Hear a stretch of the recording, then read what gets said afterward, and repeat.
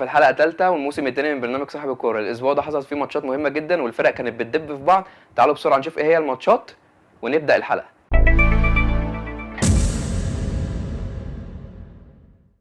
هنتكلم دلوقتي عن الدوري الانجليزي وماتش تشيلسي واليونايتد. تشيلسي قدرت ان هي تفرم اليونايتد في ملعب ستانفورد بريدج، وقدر كونتي ان هو يهين مورينيو بالطريقه او بالادب وكسبوا 4-0 وعمل له احراج كبير جدا في وسط الجماهير اللي كانت موجوده.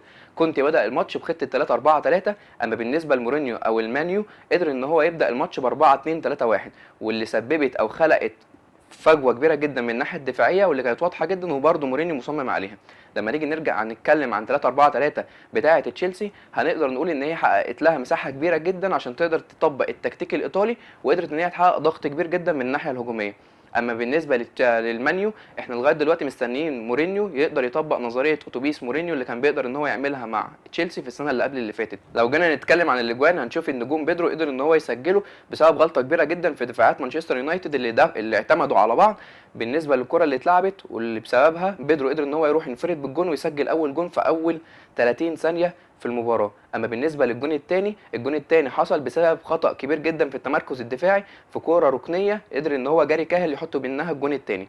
وبالنسبه للجون الثالث اللي قدر هازارد ان هو يحطه، الجون ده كان شكله كان كويس جدا، ان اتلعب ببساط سريعه جدا في دفاعات مانشستر يونايتد، وبرده قدر ان هو يسجل الجون الثالث. اما بالنسبه للجون الرائع او الجون العالمي اللي قدر كانتي يحطه في اخر الماتش ويسجل منه الجون الرابع، ده كان نتيجه طبيعيه جدا لسقوط مانشستر يونايتد في الماتش، اللي ما كانش عارف هو ايه اللي بيحصل له ولا ممكن يعمل ايه عشان يرجع للماتش او يخلي على الاقل شكله كويس في الماتش.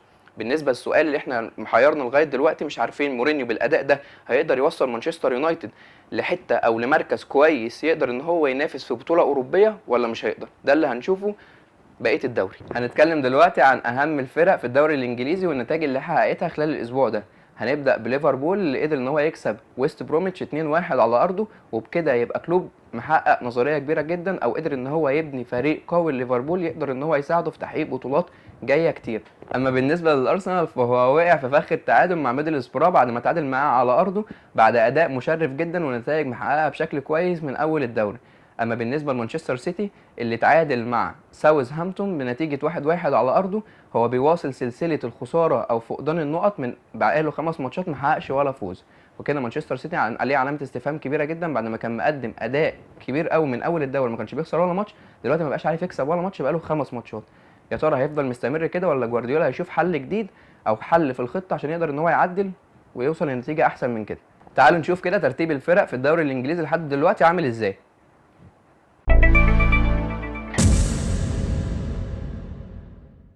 هنتكلم دلوقتي عن كاس الرابطه الانجليزي، وهنتكلم عن ماتش مانشستر يونايتد والسيتي. الماتش كان ممل جدا من فريقين كبار زي كده ومن مدربين كبار زي جوارديولا ومورينيو.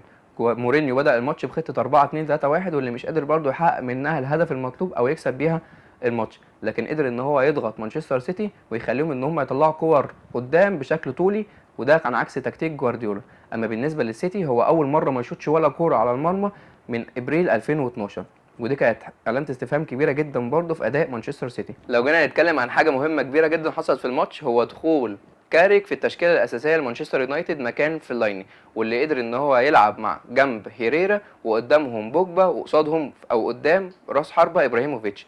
كاريك في نص الملعب لما نزل في نص الملعب قدر ان هو يقلل المساحات في نص الملعب ويضغط على اللعيب اللي معاه الكوره عشان يقدر ان هو يقلل الضغط شويه من على ماتا وراشفورد، وبكده قدر ان هو يضيق المساحات ويخلي مانشستر يونايتد يقدر ان هو يقطع الكوره بشكل اسرع.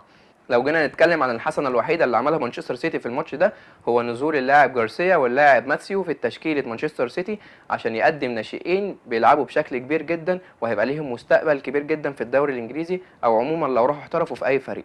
هنتكلم دلوقتي عن ماتش ليفربول وتوتنهام. ليفربول قدر ان هو يكسب توتنهام ويخرجها من الكاس بنتيجه 2-1، وكان رجل المباراه بعد طبعا كلوب هو اللاعب ستوريدج اللي قدر ان هو يسجل جونين الماتش ويقدر ان هو يكسب فريقه بنتيجه 2-1. هنتكلم دلوقتي عن ماتش تشيلسي وست هام. وست هام قدرت ان هي تخرج تشيلسي بنتيجه 2-1 وتخرجها من البطوله. انا لحد دلوقتي مش فاهم اداء تشيلسي في الماتش ده عشان يخرجها من البطوله، هي اصلا ما عندهاش اوروبا، فيا دوب عندها الدوري الانجليزي وكاس الرابطه وكاس انجلترا، كده تبقى خسرت البطوله بشكل سهل جدا، وعلامه استفهام جدا على كونتي اللي بدا الماتش او لعب الماتش بعدم اهتمام او ما عندوش اي رغبه في الفوز باللعيبه اللي كان بيلعب بيها. مش عارفين لحد دلوقتي الاجابه دي عند مين او مين هيقدر يجاوب على خساره تشيلسي في الماتش ده بالاداء الغريب ده. هنتكلم دلوقتي عن الدوري الايطالي، وهنبدا بماتش كان كبير جدا في الاسبوع ده، هو ماتش اليوفي والميلان. الميلان بعد ما قدر ان هو يحقق فوز تاريخي بنتيجه 1-0 على اليوفي، جه بعديها في نفس الاسبوع عشان يخسر 3-0 قدام جنوا، الفريق اللي مش قوي جدا او اداؤه مش عالي جدا عشان يقدر يكسب فريق في حجم الميلان. الميلان عليه علامه استفهام كبيره جدا بعد ما كسب فريق زي اليوفي، يخسر قصاد فريق مش قوي في الاداء زي جنوا، عليه علامه استفهام كبيره جدا، واداؤه مش ثابت في الدوري ده. فازاي فريق عايز ينافس على المركز الاول في الدوري وبيلعب بنفس الاداء ده؟ لو جينا اتكلمنا دلوقتي عن اليوفي، زي ما قلنا ان هو خسران في اول الاسبوع من الميلان بنتيجه 1-0، وفي نفس الاسبوع برده بيلعب على ملعبه وبيكسب سامدوريا بنتيجه 4-1. اليوفي عليه علامه استفهام، برده اداؤه مش ثابت، لكن هو برده لسه لغايه دلوقتي متصدر الدوري وبيفرق عن المركز الثاني بنقطتين. لو جينا دلوقتي نتكلم عن روما، هنلاقي ان هو ابتدى يرجع تاني لادائه اللي معروف عنه بعد ما قدر ان هو يحقق مكسب كبير على باليرمو في استاد اولمبيك بنتيجه 4-1، وبرده قدر ان هو يحقق في نفس الاسبوع ده فوز بنتيجه 3-1 على ساسولو، وبكده روما ينفرد بالمركز الثاني ب 22 نقطه. لما هنيجي دلوقتي نتكلم عن الانتر، هنتكلم عن فريق بيكسب ماتش وبيخسر ماتش. في اول الاسبوع خسر من اتلانتا بنتيجه 2-1، وبرده في نفس الاسبوع ده قدر ان هو يحقق نفس النتيجه على تورينو بنتيجه 2-1. الانتر المفروض ان هو فريق كبير وعايز ينافس على الدوري، لكن بالشكل ده مش هيقدر يوصل لاي حاجه السنه دي. تعالوا نشوف دلوقتي ترتيب الفرق في الدوري الايطالي عامل ازاي. هنتكلم دلوقتي عن الدوري الاسباني وماتش برشلونه وفالنسيا. برشلونه قدرت ان هي تعمل الكامباك الرائع بعد ما كانت خسرانه بنتيجه 2-1 طول الماتش، عشان تكسب في اخر دقيقه في المباراه بنتيجه 3-2 من بينالتي قدر ميسي ان هو يسجل منه الجون الثالث. بعد ما حط ميسي الجون الثالث، راح عشان يحتفل هو وصحابه نيمار وسواريز والفريق كله، عشان يقوم جمهور فالنسيا بحتفهم كده بازازه ميه تخبط في وش ميسي، لكن تلاقي نيمار وسواريز هم اللي بيقعوا. حاجه غريبه جدا، مش عارف ازاي بصراحه، يعني ضرب الازازه جايه في ميسي لكن تلاقي نيمار وسواريز هم اللي بيقعوا. وبعدها على طول تلاقي ميسي يروح للجماهير ويفقد اعصابه ويبتدي يشتمهم ويبتدي يتبادل معاهم الالفاظ الخارجه اللي محدش فاهمها لحد دلوقتي. كده برشلونه في المركز الثالث بعد ريال مدريد واشبيليه. اما بالنسبه لريال مدريد اللي متصدر صداره الدوري لحد دلوقتي بعد ما كسب اتلتيك بلباو بنتيجه 2-1 عشان يفرق عن اشبيليه بنقطه وبرشلونه بنقطتين. اما بالنسبه لاتلتيكو مدريد اللي كان محتاج ان هو يكسب الماتش ده عشان يقاسم الصداره مع ريال مدريد، لكن اشبيليه كان عندها راي تاني عشان تكسب الماتش بنتيجه 1-0 وتخرج اتلتيكو للمركز الخامس. تعالوا كده نشوف ترتيب الدوري الاسباني لحد دلوقتي عامل ازاي.